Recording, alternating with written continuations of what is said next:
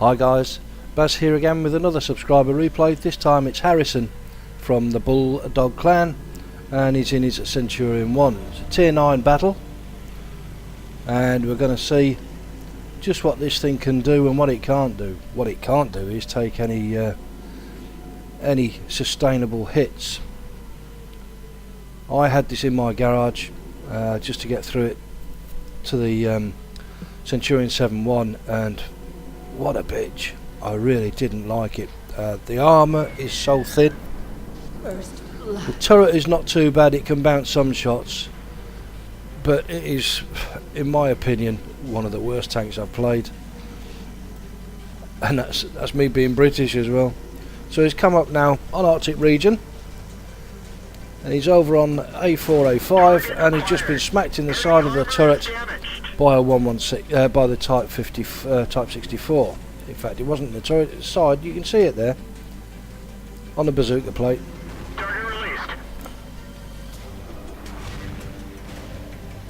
And he's moving back now, trying to give himself a bit of distance. And the thing that this can do is snipe, but he's been hit by a T-32, who he can't actually spot. Now, the reason he's been hit by that T-32 is because the Centurion 7-1 is actually spotting this lot up, and the Centurion 7-1 has just put a hit into him as well. It's now down to 645 hit points, and he's only fired one shot. But that shot that he fired on the Type 64, he did 266 damage. He's got a reload time on this of 6.9 seconds.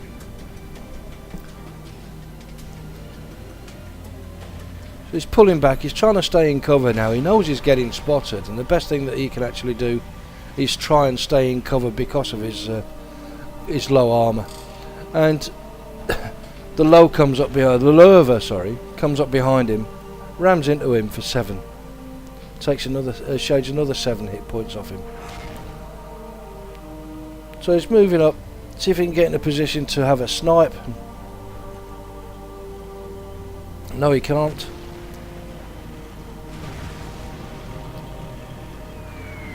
So he's waiting now. Centurion 7-1's just been hit by artillery. And the Lurver is pushing forward onto the Centurion 7-1. Looks like he missed a shot as well. There's an Su-101 over there as well now, a tank destroyer. The Centurion's coming up, and Harrison manages to put a shot into him as he comes up. So he's moving back again, but he's been hit again by the T-32. Shaved almost another 300 hit points off him. He's now down to 345. Doesn't bode well for the rest of this battle. It's only 5-6 at the moment. But he's reversing back up the hill and he's using the terrain to his advantage. And he can now see the T-32 that's been hitting him and gives him a bit of payback. Nice shot. He moves back down again because that Centurion 7-1 is still there spotting everything up over here, but he's now gone towards the T-34. His attention's been taken elsewhere. So Harrison reverses back up the hill onto the Su-101 and puts a nice shot into him. Target unlocked. Puts another shot in the Su-101 and he's trying to leg it now. Harrison is still waiting for him. Now that's a good lead. Very good shot that, Harrison. He actually saw the Su-101 disappear before he shot, so he gave it a lead knowing that the Su-101 is pretty fast for a TD, and put the shot exactly where he thought the Su-101 was going to be, and he was taking the kill. Good shot.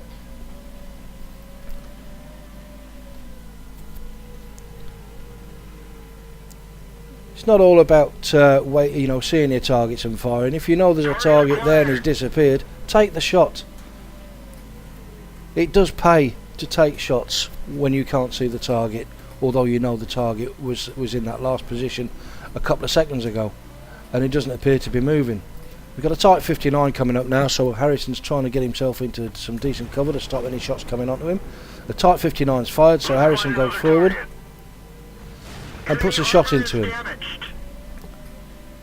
So he moves back. The Type 59 hasn't even noticed him, but he's gone now anyway. The Jagdpanther took him out. It's 10-all at the moment, pretty close, pretty tense. Got 2 T-32s left on their side and 3 artilleries. And we've only got 1 artillery piece left and 2 T-34s, Centurion 1, which is Harrison, and Comet. So Harrison's now heading back towards our cap zone. He thinks, hang on, we've spotted 1 T-32, but we haven't spotted the other. Where is he? And yep, he's right. There he is. So he's heading back to try and give the artillery a bit of support. Because that T-32 is going to be bearing down on the artillery very, very shortly. So rather than take him on head on, he's going round the hill to try and get behind him. But there's no need. Artillery, great shot, takes out the T-32, shotgunned. Have some of that. So there's still a T-32 left that's battling it out at G2, G3. So the best thing that Harrison thinks he can do is flank round, and that's what he's going to do. He's going to flank round and hopefully get some shots on to the T-32, and if arty pop up, hopefully get some opportunist shots on them too. It's not the fastest of vehicles, 40 kilometres an hour maximum, downwind in neutral with a good wind behind you. But it gets up to the top speed pretty rapidly. But it hasn't got all that much of a top speed.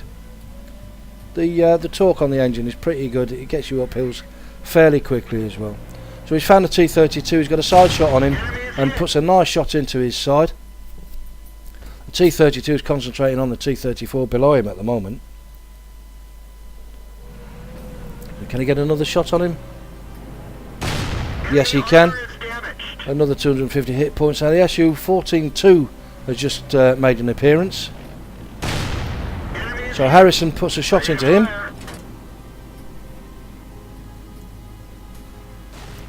And finishes him off. Great shot. That's him up to 2 kills now and 2,324 damage that we know of. Bearing in mind XVM will only show what it sees, and the Su-101 disappeared before Harrison took his shot, so there's that to take into consideration as well. So he's moving around. There's only 2 artillery pieces left.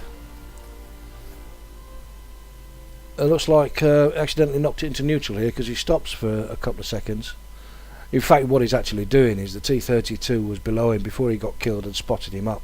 So he's trying to recloak. And now the M40, M43 spotted. Harrison spotted him. And hopefully artillery is going to do their job here. Well, there's 139 goes in. Takes a shot and bounces.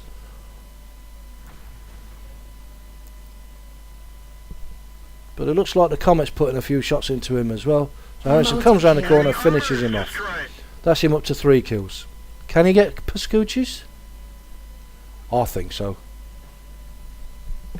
He's the closest one to any artillery spot now. And there he is, there's the M12.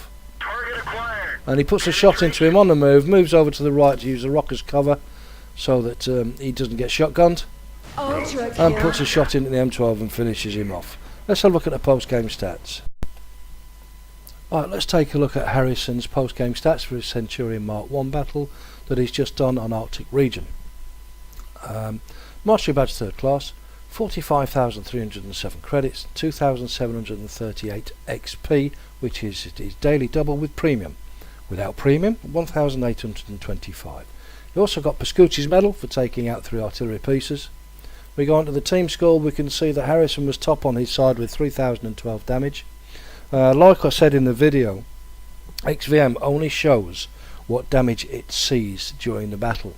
If a vehicle disappears in front of your eyes and you take a shot at its last known location and you hit it, it will not show until the post-game stats at the end of the battle. Hence Harrison showing 3012 as opposed to the 2700 that he was showing at the end of the battle on the video. A detailed report, 17 shots fired with 15 direct hits and 15 penetrations, 3012 damage, like we've already said. Received 4 hits with 4 penetrations. He damaged 8 enemy vehicles and he destroyed 4. If you like what you see, guys, please click like, and I'll bring some more videos to you as soon as possible. And if you haven't already subscribed to my channel, I'd appreciate it if you do. It all helps me out and gives me more impetus to bring you more replays. And we'll catch you again soon. Take care out there.